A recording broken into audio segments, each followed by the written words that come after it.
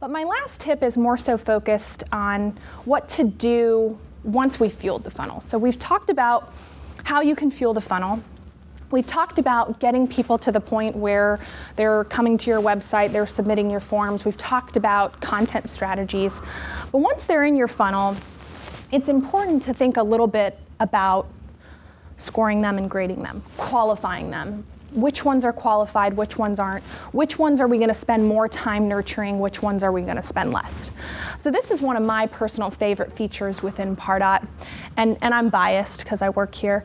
But score and grade are going to help you see the types of prospects you have and which ones to focus on and which ones to send to sales. So let's break it down, because you use the two together, but it's important to understand how the two work separately. So score lets us see what a person does. How engaged with you are they? What kind of pages are they viewing on your website? Are they looking at your pricing page, or are they looking at your careers page? Are they clicking through your emails? Are they opening your emails? Are they registering for webinars, or are they actually attending your webinars? It's really based off how engaged they are. The other side of it is grading. This is where you guys get to get picky and say, what's our ideal buyer? You know, are they in the right location? Are we restricted to only working with, certain locations? What's their propensity to buy? How large of a business is it?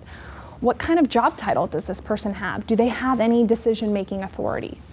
So it's important to think about both these sides of things, because one person could be coming to your website every day, opening every single piece of content, they love it all, but they're an intern. So that doesn't help you guys very much. Alternatively, you can have the executive with all the propensity to buy, but they're not engaging with any of your content. So you want to spend time focusing on the right leads and then being able to market to those leads, so spending more time nurturing them. And then once they come out of that marketing automation system, if you will, going back to our original example, then we can send them over to sales.